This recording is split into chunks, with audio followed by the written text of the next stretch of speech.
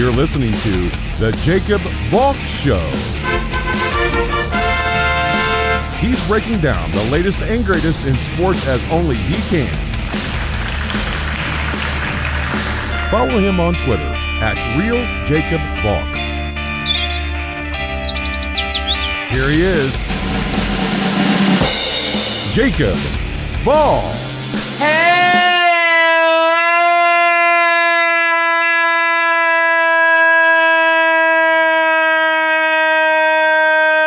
sports fans. Welcome to another edition of the Jacob Valk Show. I am the Jacob Valk, except no imitation. I've got to start with the Justin Verlander signing.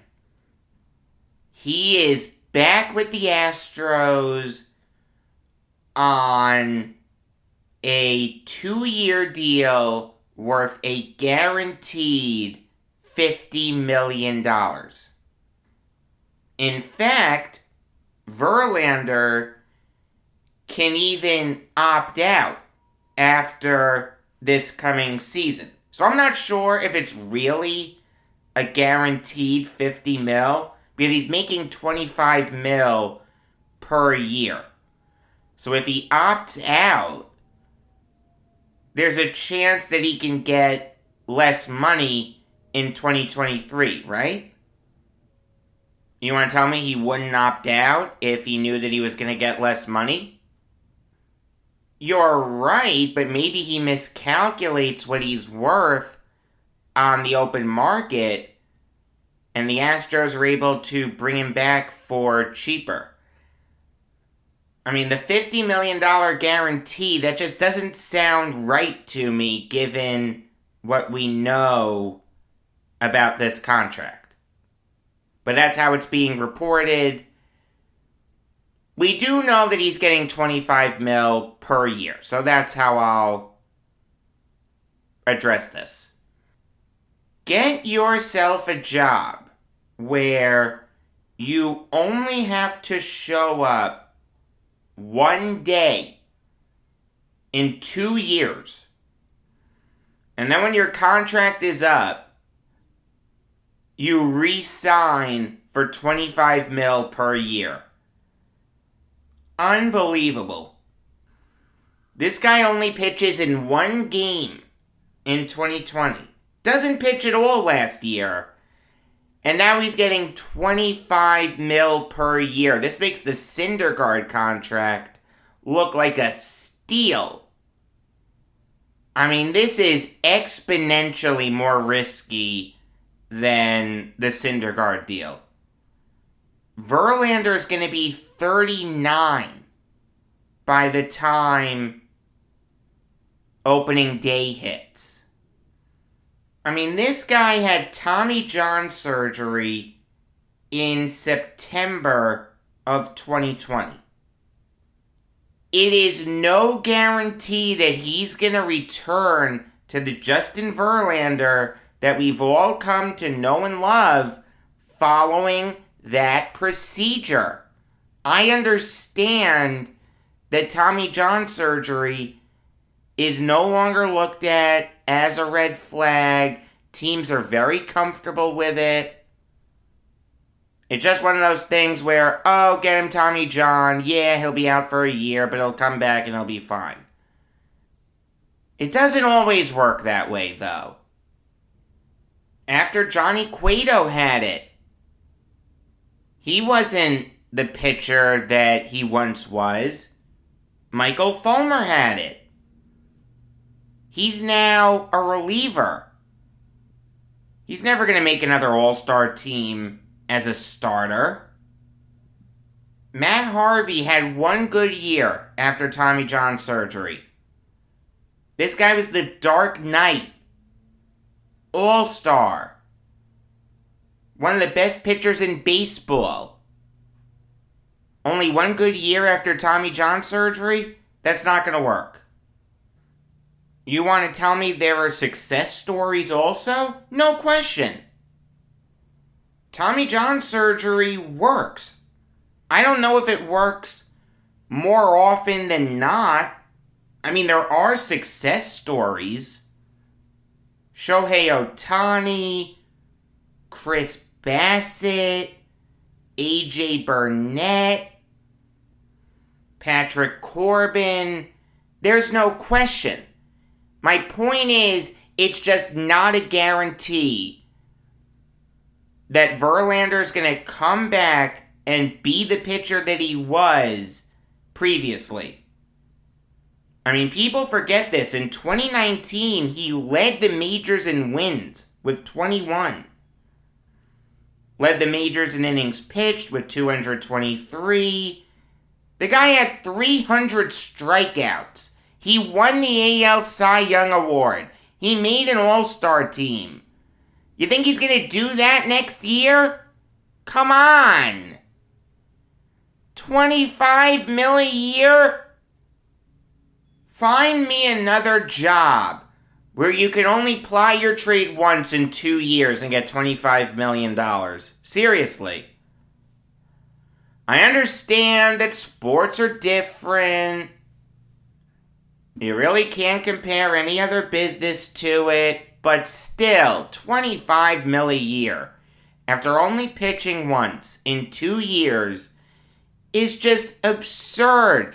Even if it's Verlander, even if it's a former MVP, a 2-time Cy Young winner, an 8-time All-Star, a future first ballot Hall of Famer. Now, I want to make something clear. I'm not begrudging the Astros for giving Verlander this contract. There were a lot of teams interested in bringing in Verlander.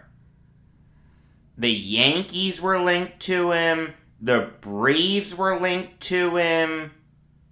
The White Sox were linked to him. And I'm sure there were other teams also. So if you have a bidding war, you better be willing to overpay to get your guy. I mean, I don't blame the Astros for getting caught up.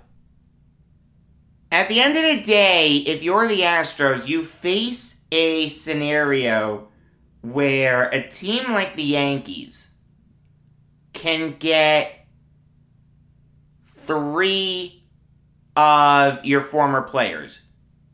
Cole, Verlander, and Correa. You don't want that. That's just a bad look for you as an organization, that all 3 of these players left to join the Yankees. Even if Verlander and Correa signed somewhere else, that's still a bad look. If they signed together, it's even worse, but if both of them signed elsewhere, one went to Team X, the other one went to Team Y, good luck winning another pennant. I mean, the Astros do have a sensational rotation. Verlander, McCullers, Garcia, Valdez, Urquidy, and Odorizzi. Zach Greinke's a free agent, for whatever it's worth. I mean, make no mistake about it, that's a rotation that can go back to the World Series. With Verlander anchoring it, even if he's half the pitcher that he was pre-Tommy John surgery, that has the makings of a great rotation.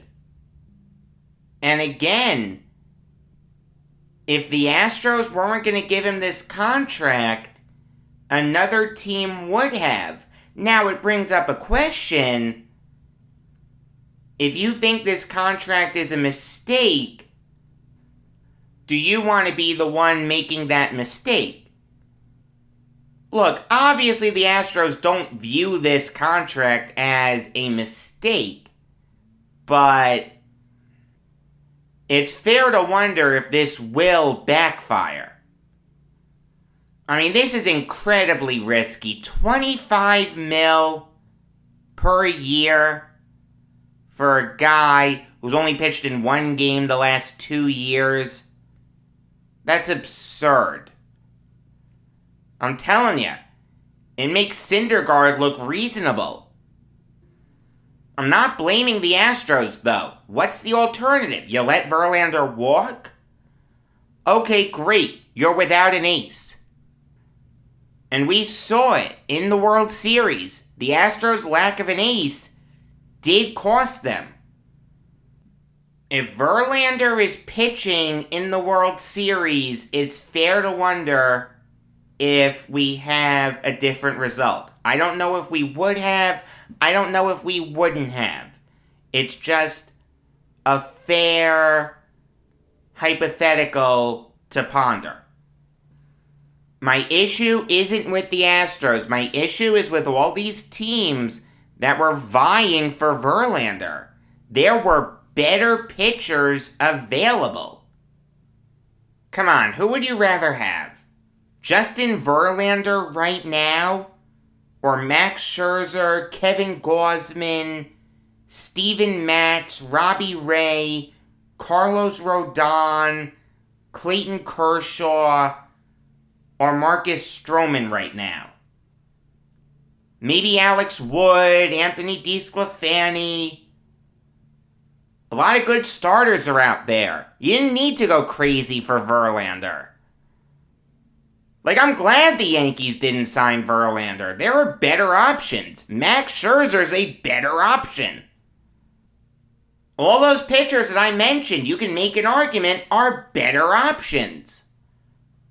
You just have no idea how Verlander's going to come back from the injury. I mean, great pitcher, future Hall of Famer. I'm not knocking him. I'd have this concern about anyone. Coming back from Tommy John surgery and being 39 on opening day. I understand that the Astros probably felt a sense of loyalty to Verlander. They won a World Series together in 2017. They were one win away from winning the 2019 World Series.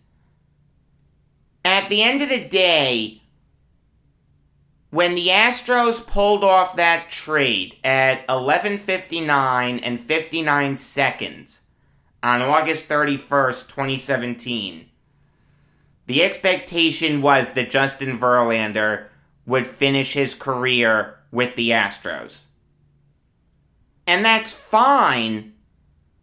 That was a perfectly reasonable mindset. But then the Tommy John happened. The guy only starts one game in 2 years. And he wants $25 million?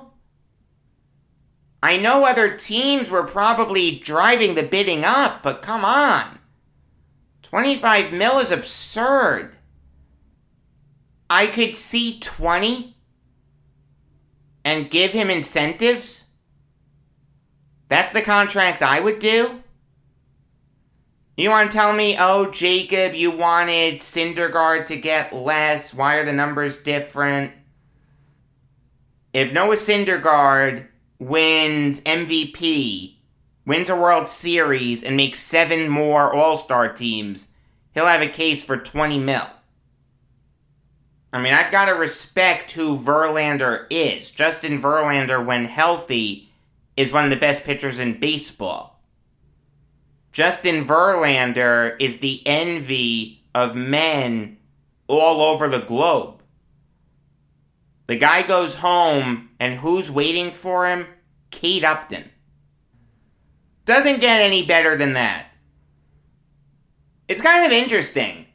I happen to know that Upton and Garrett Cole's wife, Amy, are friends. The two of them recreated their husband's Sports Illustrated cover picture. They're just very close. I actually thought that could push the Yankees over the edge a little bit. We'll never know what the Yankees offered. Maybe they never made an offer. I mean, I'm not upset that the Yankees didn't get Verlander. To me, it's Kluber all over again. Corey Kluber, when healthy, pitched really well. Went 5-3 with a 3.83 ERA. Threw a no-hitter. Was really good. The thing is, he only started 16 games. He only pitched 80 innings. Call me crazy, but I want the Yankees to sign a starter that I know is going to start 30 games. I don't know that Verlander is going to start 30 games. I know that Max Scherzer will start 30 games. I know that Robbie Ray will start 30 games. I'm not upset that the Yankees didn't get Verlander. I mean, I guess I'm down the rabbit hole a little bit, so tell you what. Let me put the finishing touch on Verlander, then I'll go into the Yankees a little bit. I understand why the Astros did this. I can't begrudge them for it. This contract is too risky for my blood. Do I think Verlander will come back and stay relatively healthy? Yeah. Do I think he'll ever be the pitcher that he was again? No. I think he'll be very good. I don't think he'll be great. This move is just too risky for my blood. I'm not going to go too in-depth on the Yankees now. I just want to say this. I've seen some people get a little concerned about why the Yankees haven't done anything yet. Why hasn't Correa signed yet? Why hasn't Freeman signed yet? Why hasn't Castellanos signed yet? Basically, every free agent available Yankees fans want. And that's reasonable considering how their season ended. The thing is, though, the Yankees can go in so many different directions this offseason that I'm really not upset yet. It's also possible that they're waiting until the next CBA to make their moves. Like, realistically, there are so many different ways the Yankees can go. Just take first base, for example. They can roll with Voit. They can bring back Rizzo. They can sign Freeman. Or they can trade for Olsen. That's 4 different options. Look at how many shortstops are available. Correa, Seager, Simeon, Baez, Story. Signing a stopgap until guys like Oswald Peraza and Anthony Volpe are ready. There are just so many different options, I'm not concerned.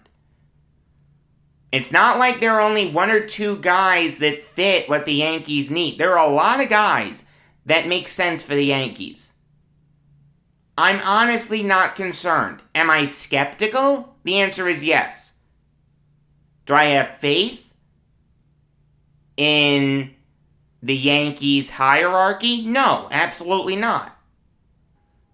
But there are so many different plans that the Yankees can follow that make sense that it's virtually impossible for Brian Cashman to stumble into one that doesn't make sense. I mean, look, if he says that Gleyber Torres is going to move back to short, if he's going to roll with Gary Sanchez again, if he's going to roll with an outfield of Gallo, Hicks, and Judge, if he's not going to add starting pitching, yeah, that doesn't make sense. To run it back makes no sense. To make cursory upgrades, to sign guys to stopgap deals while superstars sign elsewhere, I don't think makes sense. The fan base will get restless. It's not going to result in you being any better than you were last year. You need superstars. The Yankees need to add talent. The only stopgap solution that would make sense would be at shortstop. Like, realistically, if the Yankees were to sign a guy like Andrelton Simmons and say, we're really excited about Peraza and Volpe, we don't want to block those guys, I could sort of kind of see the logic. The thing is, though, if you're going to do that, you've got to go big game hunting elsewhere. You've got to sign Scherzer, you've got to sign Ray, you've got to sign Castellanos. It can't be stopgaps all across the board. This is an important offseason for the Yankees. You got to realize something. This team isn't getting any younger. Cole's 31, Stanton's 32, Chapman's 34, Judge is 30, LeMahieu's 33. These guys are in the primes of their career. They've got to win sooner rather than later. You don't want to kick the can down the road until these guys don't have it anymore. The Yankees do need to be aggressive. I do expect them to be aggressive. I'm not upset that they haven't done anything yet. We've got a lot of the offseason left to unfold. We've got the new CBA to worry about. I'm honestly not upset yet. Alright, now I'll give you some NBA Valk talk. And I've got to start with Lakers-Bucks. Chris Middleton returned from his 8-game absence due to the coronavirus and really didn't miss a beat. He had 16 points, shot 4 for 12 from the field, 2 for 6 from beyond the arc. That second three-pointer tied Ray Allen's record for most three-pointers made by a Buck.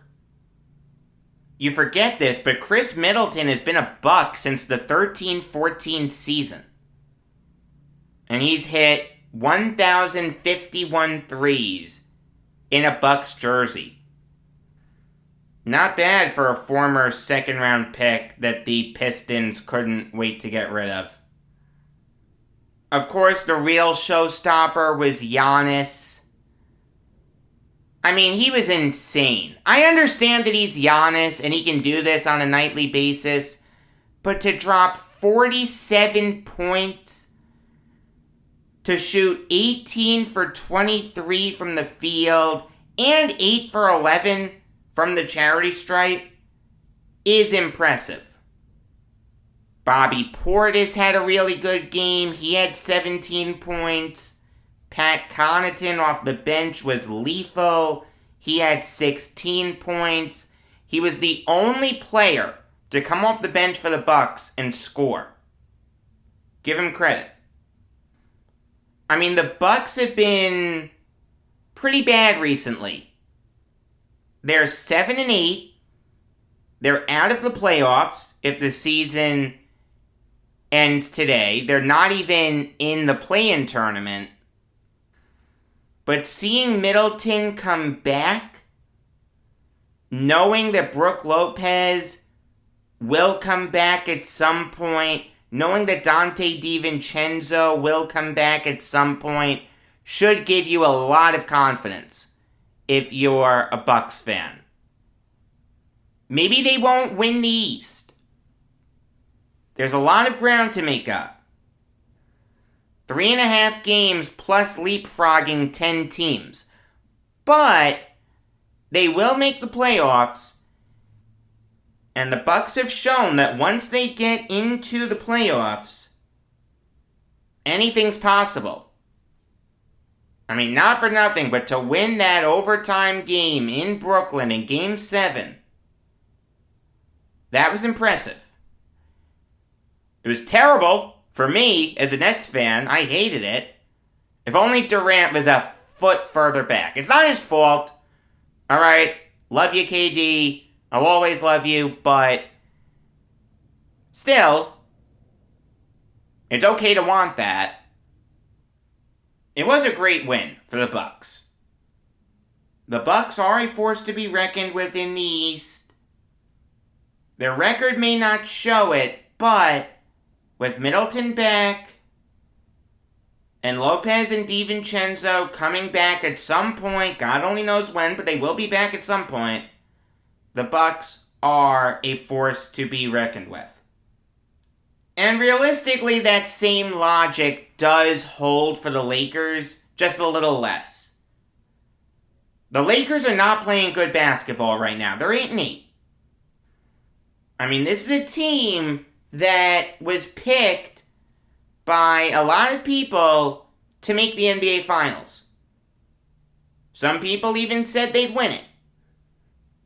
But they really don't look that great. Like, the eye test will tell you that they're not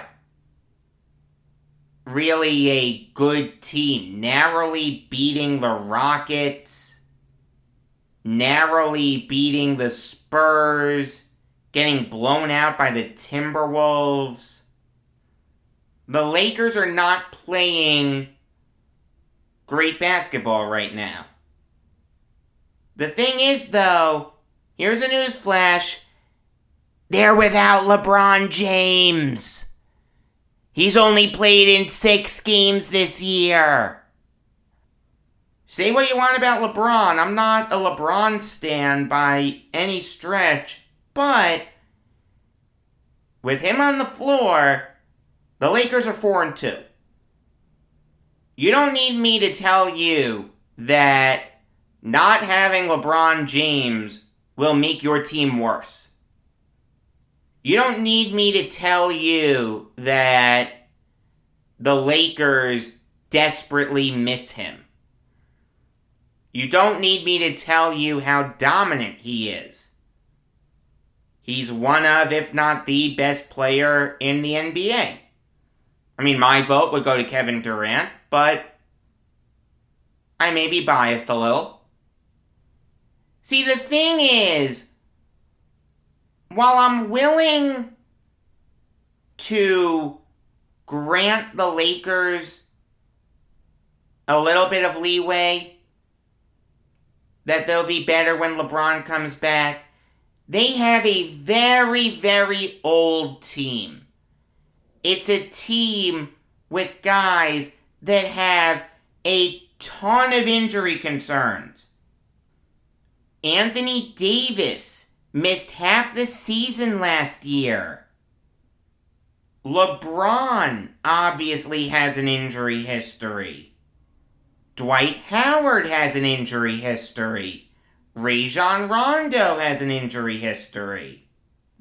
When LeBron comes back, what's to stop Anthony Davis from getting hurt? What's to stop LeBron from getting hurt again? Have the Lakers been fully healthy at all this year? Seriously, I'm asking. Probably not, right? Trevor Ariza hasn't played at all. Kendrick Nunn hasn't played at all. Look, there's no question that the Lakers have an incredible assemblage of talent. You want to tell me that Russell Westbrook doesn't fit? Fine, I'll give you that. I'm not a Westbrook fan. But I've got to be fair. The reason that the Lakers are 500 isn't basketball related. It's health related. It's a nice story, don't get me wrong, but Talon Horton-Tucker can't play 34 minutes a game. Alright, that's not going to work. The Lakers are 1-2 with him in the starting lineup. Even though he's playing great right now, that's not sustainable. It's not going to work. Come on. See, here's the difference between the Lakers and the Nets. While the Nets haven't been at full strength at all this year because they're without Kyrie, realistically, that can change any day. I'm not saying that Kyrie can get vaccinated. We know that's not going to happen. He can get vaccinated. There's no question. He's just not going to do it, stupidly. But the mandate from New York City that bans him from playing can change any day. And I think it will change at some point. I don't know when, but I think it will change at some point. Will this Lakers roster ever not have injury concerns? No. They're going to deal with that all year. They're going to deal with that in the playoffs. You want to tell me that the Nets roster has injury concerns? Kevin Durant and James Harden have played in every game. They're both playing over 34 minutes per game. From a health perspective, the Nets are in much better shape than the Lakers. It's not even close. And you saw it last year against the Suns. If the Lakers get banged up, they're a different team. They're a worse team. They're a team that has no business being in the playoffs. The Lakers have to worry you a little bit. Look, when LeBron comes back, you know he's going to do LeBron things. But, again, he can get hurt a few games after coming back. Anthony Davis can get hurt. Rondo can get hurt. It's tough to have a lot of faith in the Lakers right now. You want to tell me they can still go on a special run? I can't say that they won't. I just don't have a ton of faith in them right now. Moving on now to Mavericks Suns. Specifically, the Suns themselves, because don't look now, but they've won 10 straight. Despite really not playing well through most of this game, missing a lot of shots, not shooting well from beyond the arc, just 33%, the Suns were able to beat the Mavericks. Now, the Mavericks should have won this game. If Luka plays, the Mavericks win easily. But let me tell you, the Suns are for real, okay? Look, last year, they faced a lot of banged up teams. A Lakers team that wasn't at 100%, a Nuggets team that wasn't at 100%, and a Clippers team that wasn't at 100%. When they went up against a 100% Bucks team, they lost. The thing is, though, the way they're playing now, it calls into question what I was saying about the Suns previously.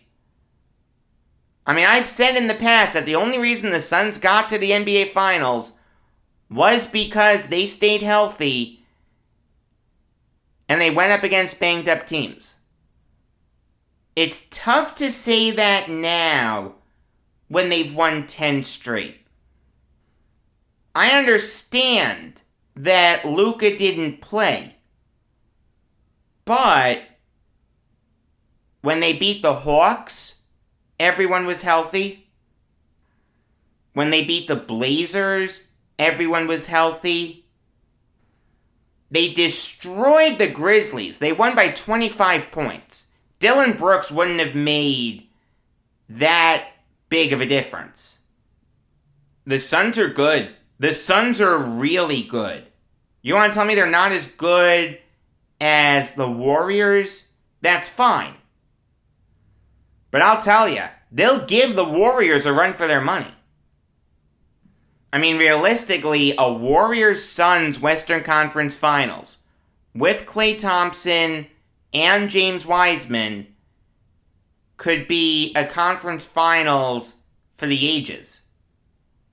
I mean, I'll tell you, a Nets-Suns NBA Finals, even if Kyrie plays, that's tough. That's going to be a tough series for the Nets. I'm not saying they can't win it. And I'm not saying that the Warriors can't win a series against the Suns. But the Suns will make them work. We've got to be fair to them. We've got to put some respect on their name. The Suns are really, really good. Alright, now it's time to preview Patriots Falcons.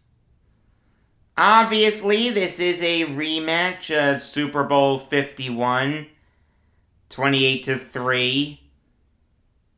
The thing is, though, these are very different teams.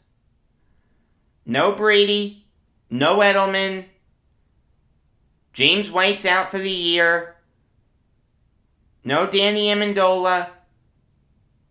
No Malcolm Mitchell. No Julio Jones. No Devontae Freeman. No Taylor Gabriel. No Trey Flowers. No Malcolm Butler. No Robert Alford. These are very, very different teams. I mean, these are two teams that I'm really not crazy about. But I've got to be fair. The Patriots are 6-4.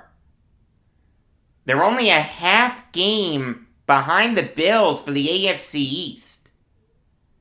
And the Falcons are only half a game behind the Panthers for the final wildcard spot in the NFC.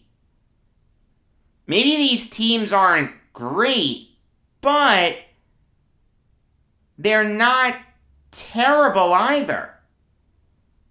I mean, realistically, this could be the most impressive coaching job that Bill Belichick has ever pulled off. You have a rookie quarterback playing with, let's be honest, an underwhelming supporting cast. Guys like Kendrick Bourne, Jacoby Myers, Nelson Aguilar, and Ramondre Stevenson aren't superstars. Yet the Patriots' offense looks good. Out of the 5 quarterbacks that were taken in the first round, Jones is by far and away the best of the bunch. He started every game. He's completed 69% of his passes. That's really nice. Thrown for over 2,300 yards, 13 touchdowns to 7 interceptions. He really looks in control out there. He has a poise about him that's very rare in a rookie. Like, you know that he's just mastered that offense. He makes smart decisions, gets the ball out of his hands quickly. I don't think we'll ever look at him as one of the best quarterbacks in the NFL, but he can carve out a nice career for himself as a game manager.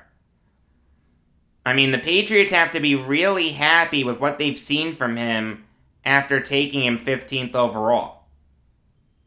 Damien Harris is having a good season, averaging over 4 yards a carry. No one's going to mistake him for Sam Cunningham anytime soon, but he's a solid running back. Ramondre Stevenson started his first game against the Browns on Sunday and was great. Had 20 carries for 100 yards and 2 touchdowns. Even though guys like Kendrick Bourne, Jacoby Myers, Nelson Aguilar and Hunter Henry aren't superstars, they are really good.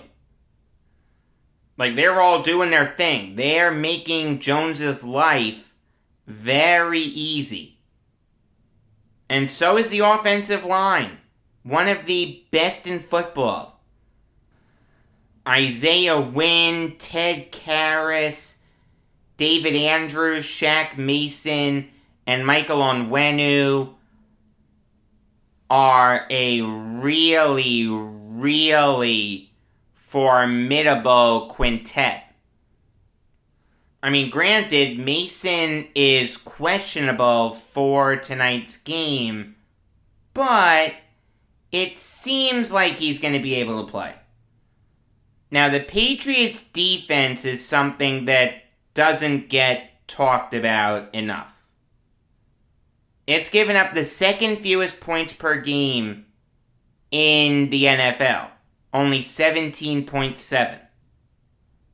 You take a look at guys like Adrian Phillips, J.C. Jackson, Dietrich Wise, Matthew Judon, Kyle Duggar, and Devin McCourty. These guys are all having really good seasons. They're all good players, but the Patriots are getting the most out of them like they always do. Some things just never change. Maybe the Patriots aren't great, but they are good. They have a real chance of making the playoffs. And seeing as though I'm not in love with any AFC team except the Bills, it's possible that the Patriots could go on a pretty nice run. As for the Falcons, you've got to give Arthur Smith a ton of credit. No one picked this team to do anything this year. They were in rebuild mode. They had traded Julio Jones. No one picked this team to have a snowball's chance in hell of making the playoffs. But they are 4-5. That's not bad. You want to tell me that they've beaten bad teams? They have. Their 4 wins have come against the Giants, the Jets, the Dolphins, and the Saints. And that was a Saints team that started Trevor Siemian. But you've got to give them credit for winning those games. If they were that bad, they would have lost those games, right? I mean, Matt Ryan's putting together a really nice year. He's completed over 67% of his passes for just under 2,300 yards, 15 touchdowns to 8 interceptions. Very similar to Jones, actually. The Falcons' running game does leave something to be desired. Mike Davis has not had a good year since coming over from the Panthers. Cordero Patterson has been good, but he's more effective as a pass catcher than a running back. Kyle Pitts has been everything that the Falcons could have dreamt he'd be. He's going to be one of the best tight ends in the league for a really long time. The Falcons are banged up, though. No Calvin Ridley. Even a guy like Patterson isn't at 100%. It's going to be a tough battle for this Falcons offense tonight. As for the defense, it is really bad. It's given up the second most points per game in the NFL at 29.2. You know who's worse? The Jets. I mean, Dean Pease has done an absolutely terrible job with that unit. I know that him and Arthur Smith work together with the Titans, but I don't see how Pease survives after this year. All in all, I just don't think the Falcons have the players necessary to stop the Patriots. Even though this game is in Atlanta, I think Mac Jones will be able to slice and dice the Falcons' defense. I think the Patriots' defense is going to really frustrate the Falcons. The Patriots are favored by 6.5 points. I wouldn't go that far. I would take the Falcons. I do think this is going to be a good game, but it's one that I do expect the Patriots to win. I'll close this show out with some NHL Valk talk, specifically on Avalanche Canucks. The Avalanche beat the Canucks 4-2. It looks absolutely dreadful in Vancouver right now. They've lost 5 straight. They are 2-7-1 in their last 10. They are second to last in the Pacific Division. Tied for third to last in the Western Conference. They are 5-10-2. They only have 12 points. Something tells me that we're going to see the Canucks blow things up sooner rather than later. I mean, Jim Benning has done an absolutely disastrous job with the Canucks. Benning's been the GM of the Canucks since the 14-15 season. They've only made the playoffs twice. Willie Desjardins had one good year, his first year. That was it.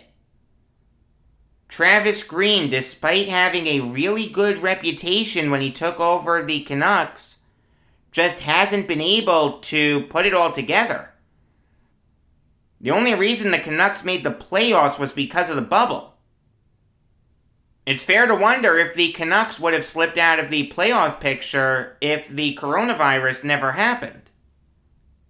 I mean, Benning has made some disastrous moves.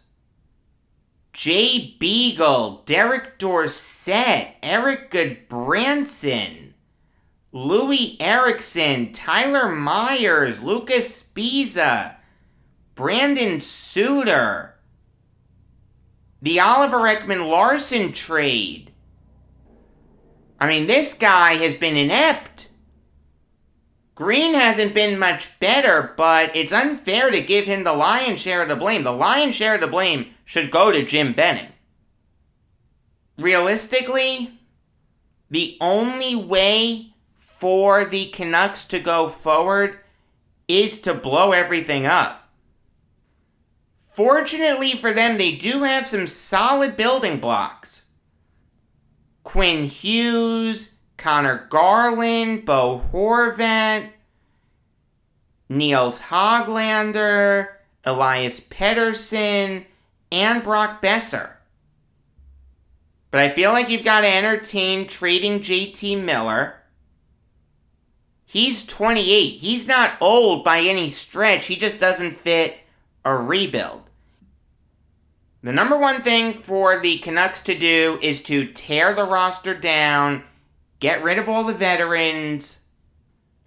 Guys like Alex Chason, Travis Hamonic, Tyler Myers, and underachieving players. Guys like Thatcher Demko, Jason Dickinson, Tanner Pearson, and build this team from the ground up.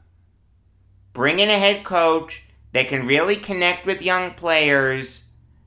The Canucks have the makings of a solid team.